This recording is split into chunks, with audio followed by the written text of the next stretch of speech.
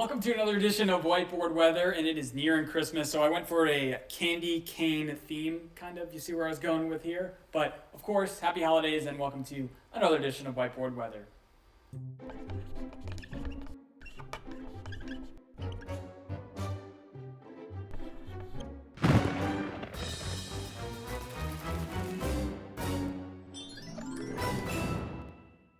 Okay, so we have whiteboard, and of course we have some weather, so let's get into it. And we have a lot to update as far as the snow total. So if you're unfamiliar, we have a ruler here, and each time it ticks up, we add another dot here on the ruler. Now, we did get a bunch of snow events this past week, 3 accumulating events, so I want to add them all at the same time here.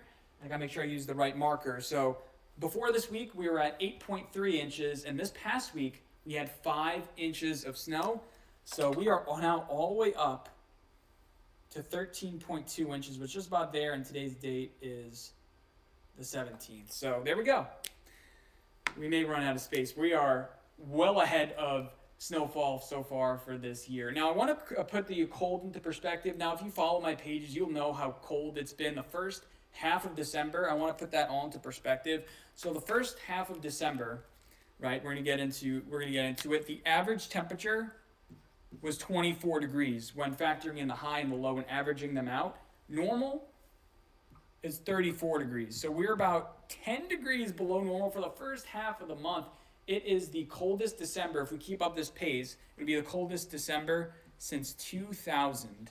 And it's right now we're on track for the 5th coldest ever. So we'll see. We're about to get a warm up here. I'm about to show you why. So all these figures and everything like that, it's certainly not putting us in the Christmas spirit, but kind of making us a little bit sad as well. I know some people like the cold weather, so it's kind of a yin and yang as far as all that. Just to put everything else into perspective, we've now had 21 straight days below average. So imagine this. Imagine the next 21 days being, the next 3 weeks being above average. So you got to look at it on the brighter side. That would put us into the early mid parts of January. Imagine every day until middle January is above average.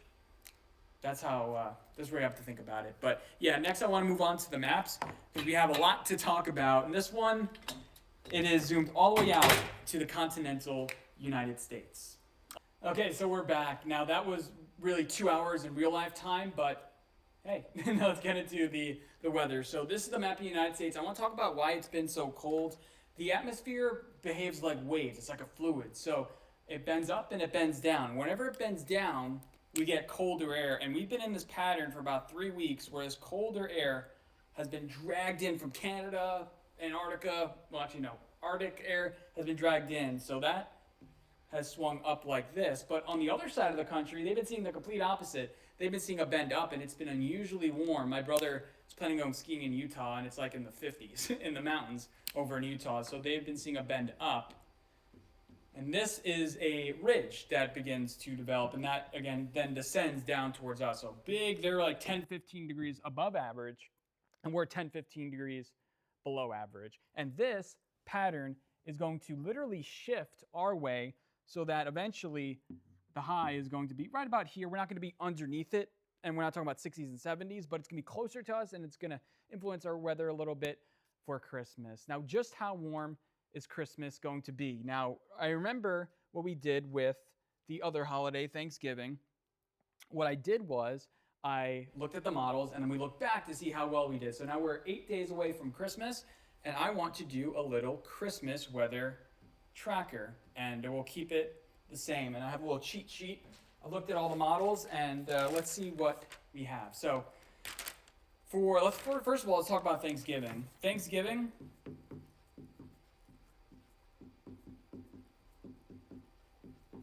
the high was 40 and the low was 32. Whenever we're just going to do high and low temperatures, we're not going to do precipitation, anything like that.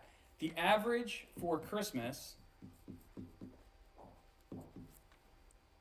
is 38 with a low of 24. Now, the last thing that we'll do is look at the models before we head out of here. Only be about a minute or two. So the model that did the best last time has our high temperature on Christmas at 46. with a low of 32. This is the Australian model, so we'll signify it by Australian. The American model has our high at 35 and our low at 27. This is the GFS. This is the one that we look at a lot. This is the American one, so we have a little bit of a bias. The Canadian has us at 25 with a low of 14. The European model, which a lot of people like, I know Kurt likes this one, has a high of 34 and a low of 25. And then the National Blenda model is the one that's more like the AI model. That one has a high at 35 and the low at 22. So here's what all the models are saying. Well, I won't touch this until Christmas. It's like a present. I'm not going to open it until Christmas. I'm not going to touch this until Christmas. Again, this was the Canadian. This was the Euro. And this was the blend of models. So here's what they're saying. Again, the average is 38. Most of them have the high just at about average, except for the Canadian. It usually biases cold. And then the low just at about average. So the models are saying we're going to be just about average, but like what we explained, it may be a little bit above average. As far as my prediction, it's too early to say, but I think we're going to be slightly above average for both of those. So yeah, thank you for tuning into this edition of Whiteboard Weather. I'm going to scurry this whiteboard over there, not touch it, promise. I'm not going to manipulate anything for the next week. Thank you so much for tuning in. My name is Anthony Bordenauer here in the Storm Chapter 16 Weather Center. Merry Christmas.